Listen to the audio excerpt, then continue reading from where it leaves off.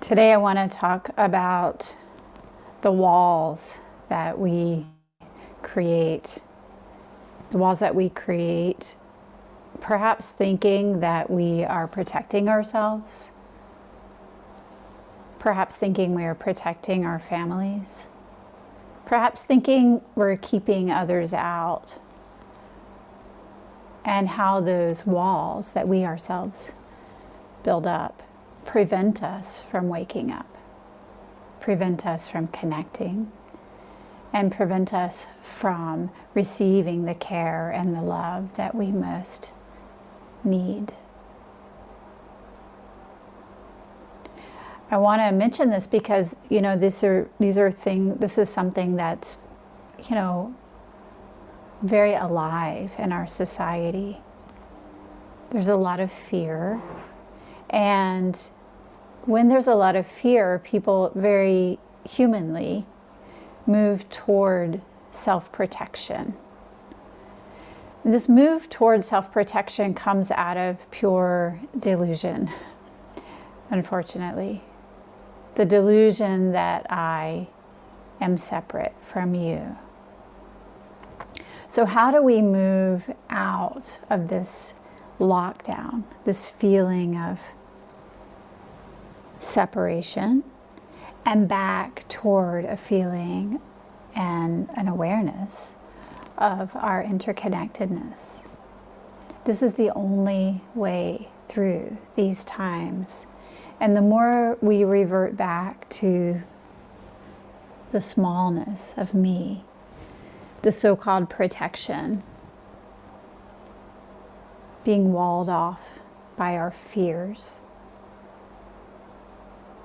the more danger we're in, not just for ourselves, but for the entire world. The more we're prevented from receiving the love and care that make us thrive, and also prevented from giving the love and care that make us thrive. In a world where I am not separated from you, where we're all in this together, love and compassion very naturally arise. And yet, when we get scared, it's also very natural to want to shut down. So take a minute and just feel in your body. So we just practiced loving kindness practice. So first start there and close your eyes for just a minute. And feel the spaciousness, the tenderness, the love that came up during loving kindness practice. To the extent you can really feel it. And notice your body. Notice your posture. Notice any hardness or softness. Where do you feel spacious? Where do you feel tight?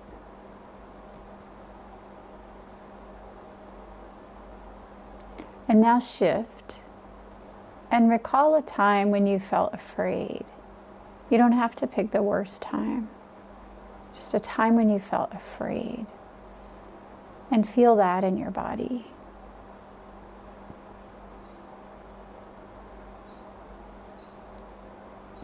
Feel your body shifting. What do you notice now? Where do you feel hardness or softness? Does your posture shift, even subtly?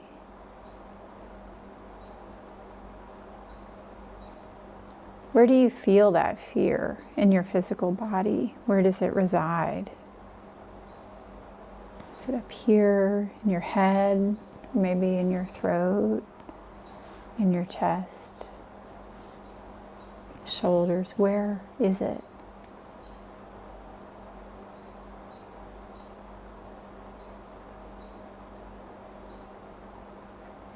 And then shift again. Whatever's causing that fear, whatever that fear is, imagine it connecting, safety, and loving kindness. You can even picture someone coming towards you just to be with you, care for you. Put their hand on your back. Feel that hand on your back and notice how it shifts you again.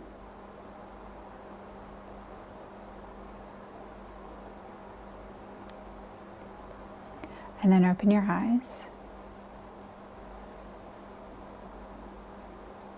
So the body's response to fear,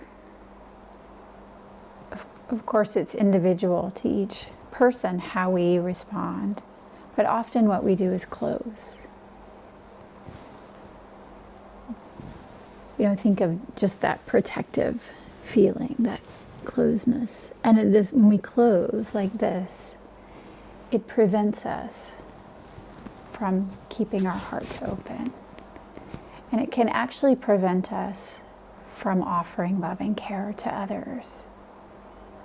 And the thing about the fears is once they're really going, once that snowball effect is happening, then they can feed on each other, the fears that we have, and contribute to more fears and more fears, where we start to feel that everything is unsafe. And when we're feeling that everything is unsafe, then the world around us that we create is unsafe.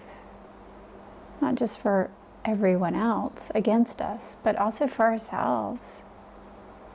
So we have to find ways to counter these fears.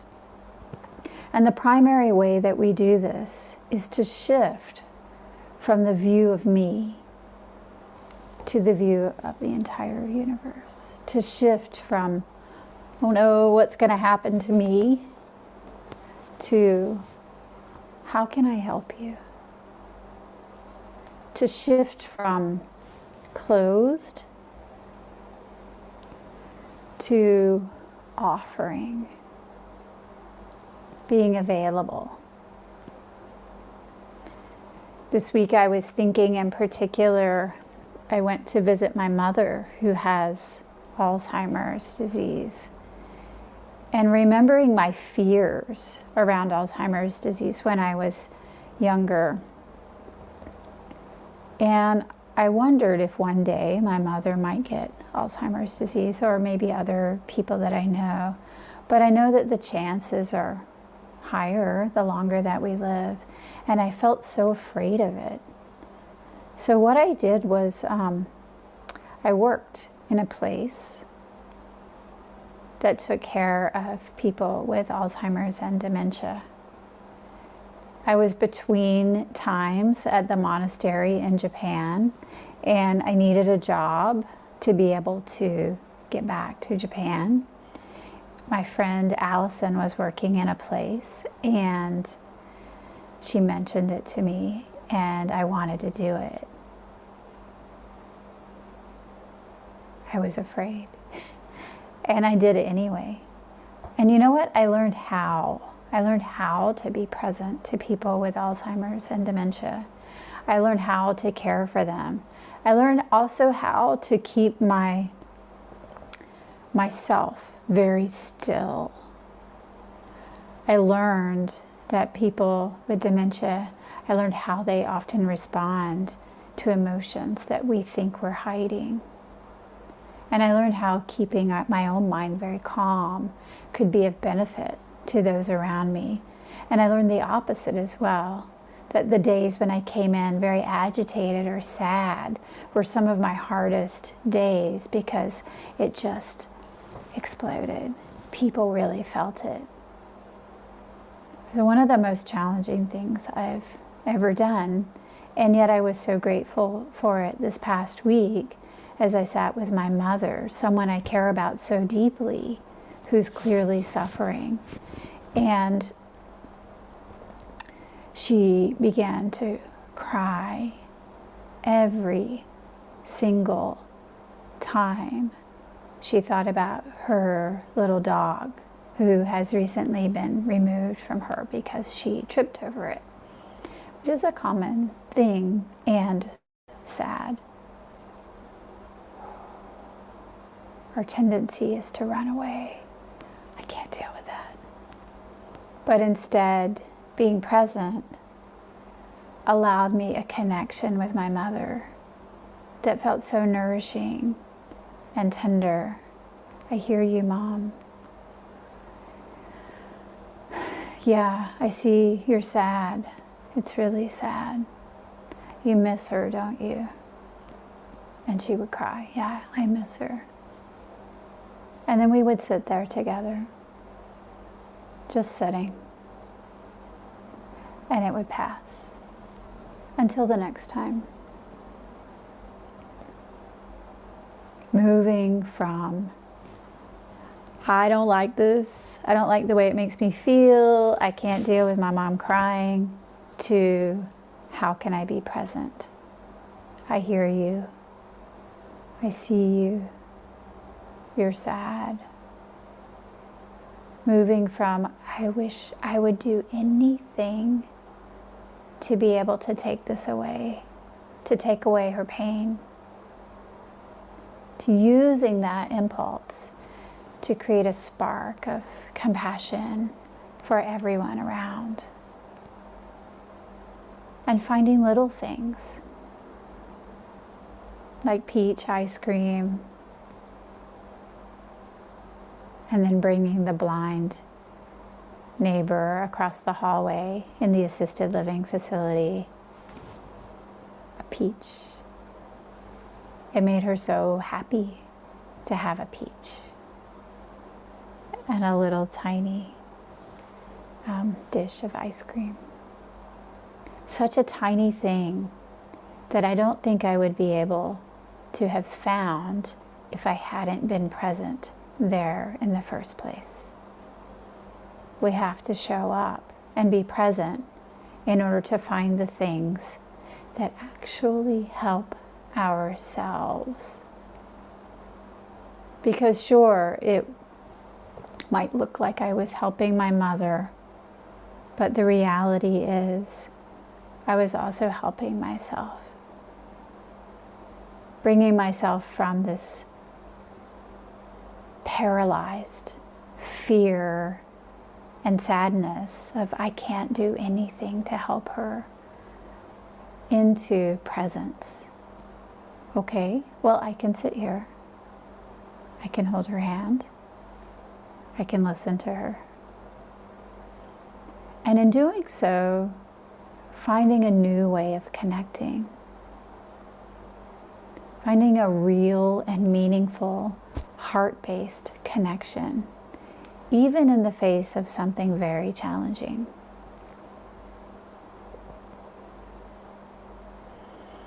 When we create the type of world we want to live in, we live in the type of world that is full of love and compassion. We live in the world that we want to be in. We do this by moving toward offering kindness, compassion, moving toward all that is good or beneficial, and moving away from our fears, our paranoia, those things that cause harm.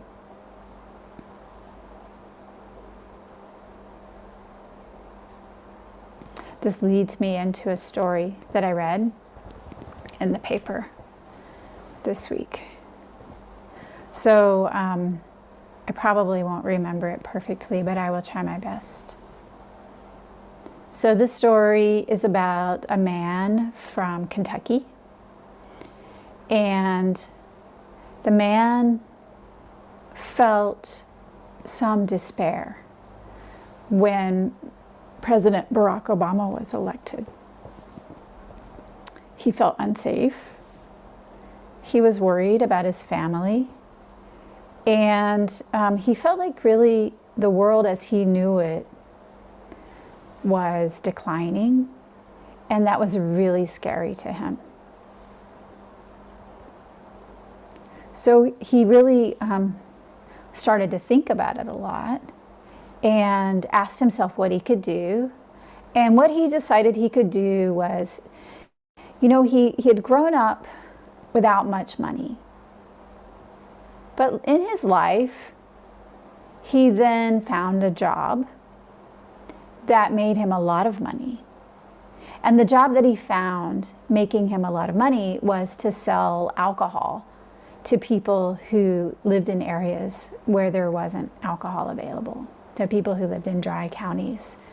So he created like a big liquor emporium, and he sold liquor, alcohol, to people who wanted it. And he made so much money. So then what did he do with his money? Well, with all of this money that he had earned, he decided, after President Barack Obama was elected, and he felt scared, he decided that he would build a house that's safe for him and his family. So he did. He wanted to spare no luxuries. So he built this very luxurious, beautiful house for himself, his 2 daughters, and his wife. It said that the house is worth $6.5 million. It's a lot of money to spend on a house. And his motivation was fear. He was afraid that things were really going to disintegrate in the world, and that there would be, people roving around, trying to steal things or trying to take things from him and his family. Maybe their food, maybe their safety, and he wanted them to be safe. So he built a house. Again, a very luxurious house. And in the bottom of that house, he built a bunker. And that bunker was quite large, actually as large as any house, maybe larger than most of the houses I've ever lived in. So this very large bunker with plenty of space for himself, his wife, and his 2 daughters. Safe from any threat from outside. Safe from fire, from catastrophe, from chemical warfare, from nuclear war. So in order for him to feel safe, he built this house with a bunker. And then, politics shifted and he felt less unsafe.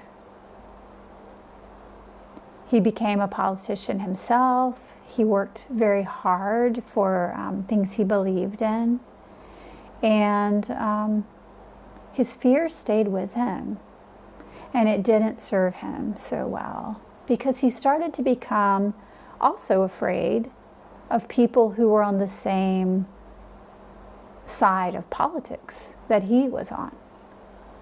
So not only was he afraid of those who felt differently from him, but also he was afraid of those who felt the same. And so his fear extended not just to others or his idea of others, but to same. And that didn't go so well for him. So he eventually lost his position in politics and stepped away from that. Maybe decided the house wasn't the right idea and put the house up for sale with its, beautiful $6.5 million worth of investment and bunker.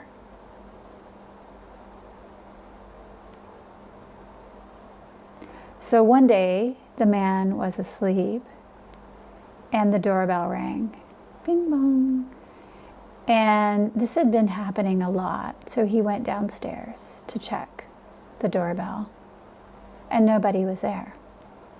He looked through this, vaulted glass, the front door, this beautiful front door, and no one.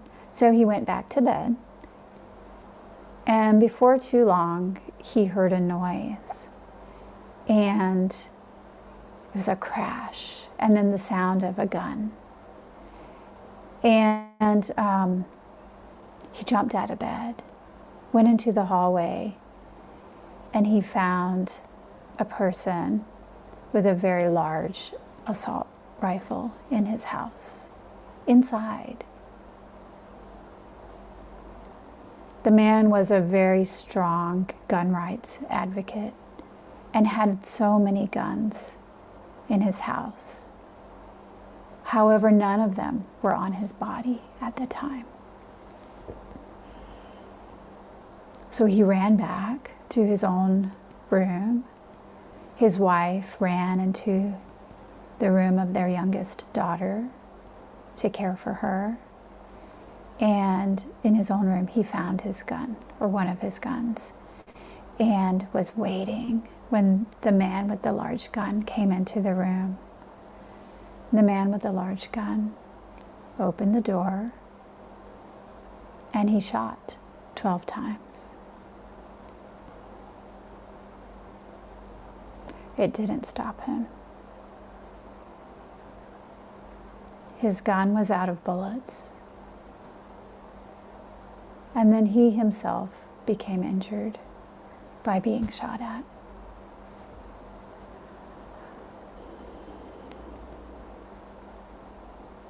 This is a hard story to tell. The man was taken. Finally, the man called. He found his cell phone and he called the police, and the police came. And the assailant ran away. The man who is now injured was taken to the hospital. His wife and his younger daughter were safe in the other room. His older daughter was not safe. She had died.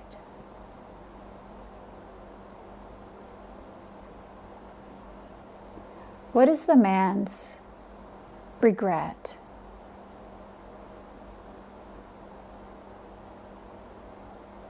What would be your regret if this were your family? You know, we all go into places where we feel scared. And I think, you know, I can't speak for all of you, but I know how easy it is to get into that cycle of more and more and more and more and more fear, where you just back up, and you start to wall off, right? You close. We build a bunker around ourselves. You know, even the Buddha's father did this. The Buddha's father tried to protect him from the suffering of the world by walling him off in a compound, by trying to keep suffering out, to keep fears out, to protect just our family, by seeing ourselves as separate from the rest of the world. Somehow we can remove ourselves and protect just me.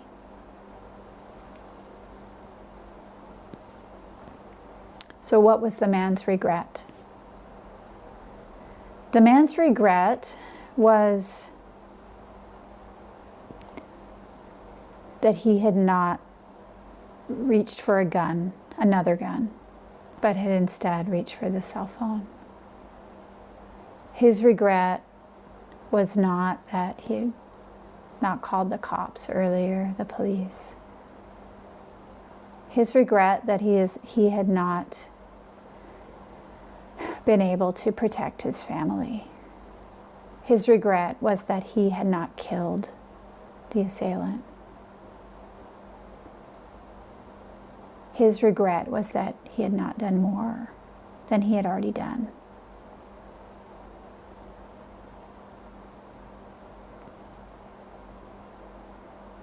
This makes me incredibly sad. It's hard to think about without tearing up. Clearly, he loved his family, his daughter. He was very sad that his daughter had been killed, that she was dead, and he blamed himself. And yet, his reaction, rather than moving toward a place of more acceptance and openness, was more closing. And this is the most sad part of all. Now I want to shift to talk about the assailant. Why did he come into this house in the middle of Kentucky? Why? Why did he bring an assault weapon into the house of somebody he did not know? Why did he bring this in and shoot and kill an innocent woman sleeping in her bed? And why did he try to kill others? Why? The reason is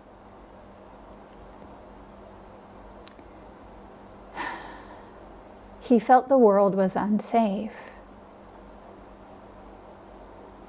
He was a combat veteran.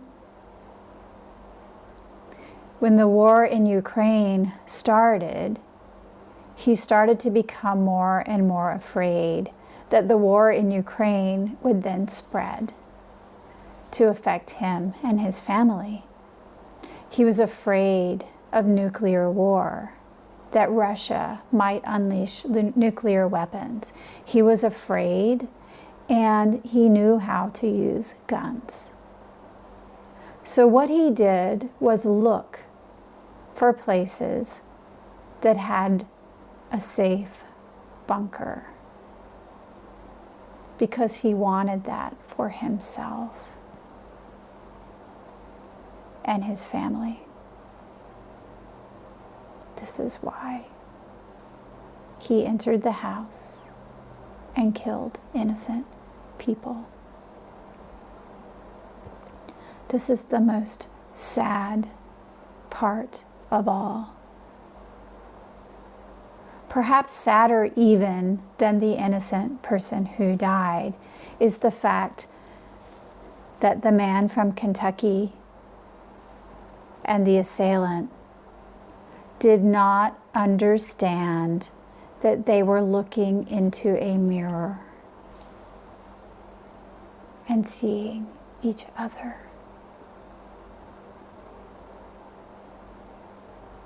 Had they understood Buddha facing Buddha, had they understood human facing human, had they understood we all want to be happy and don't want to suffer, how can I help you? Had they been able to come together and to help each other, how much good could they have done in the world? This is what fear does to us. It closes us to the suffering of the world. This is how our Buddhist practice helps us. It allows us to be present to what is, including the suffering of the world. When I understand that there is no I separate from you, then very naturally we meet, and I want to be connected with you because I know the truth of that. I want to help you. How much good could this man who grew up poor have done with $6.5 million? It could have fed a lot of people. How much good could this man who grew up poor, perhaps afraid, have done with an open heart, with kindness, with an ability to stay present to the suffering of the world rather than a fleeing from it? This is what we do ourselves when we shut, when we move back. We create the very causes and conditions that cause further harm in this world. And this is why we must rely on our practice to help us stay present. This is why we must understand there is no me separate from you. We understand this with our Zazen practice as we sit, letting our breath settle. When we let go of this self-cherishing, this grabbiness of a me, when we really let go of that, very naturally we open to the suffering of the world. And the more we open, the more we help, the better world we create together. This is the only way through this, because we are in difficult times. We must, as Buddhist practitioners, we must work very diligently to counter this separation, this fear, starting with the work that we do in our practice, on the cushion and in the world. Meeting each human, each creature as Buddha. Not the thought or idea of them as Buddha, but really meeting this Buddha, meeting this Buddha.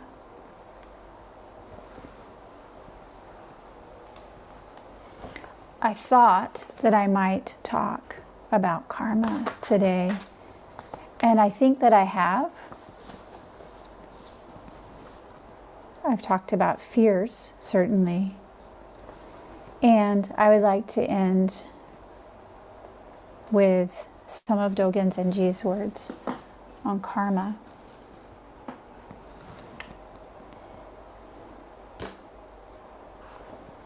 Causation is self-evident. There are no exceptions. Those who act in an unwholesome way decline, and those who act in a wholesome way thrive. There's not a hair's breadth of discrepancy. Not a hair's breadth of discrepancy. If cause and effect, that's karma, if cause and effect had been ignored or denied, Buddhas would not have appeared, and Bodhidharma would not have come from India. Sentient beings would not have seen Buddha or heard the Dharma. Buddhas and ancestors alone have transmitted this. Students in these decadent times seldom meet a genuine teacher or hear the true Dharma. That is why they do not clarify cause and effect. If you deny causation, endless harm results. Even if you do nothing more than deny cause and effect, this is a disastrous, poisonous view. Immediately clarify all causes and all effects if you want to make the aspiration for enlightenment your priority, and to respond to the boundless gift of Buddha ancestors. This is from Dogen Zenji's Shobo Genzo, section 90. Immediately clarify karma, cause and effect. Immediately let go of me as separate from you, and learn to be present to what is right here, right now, meeting it with kindness, with compassion, moving toward all that is good, letting go of all that is evil, really intending and then acting. This is the way out of the prison, the fortress that we ourselves create. This is the way out of the prison of our own fears. I encourage you strongly, break out of your own prison. Let go. And then show up.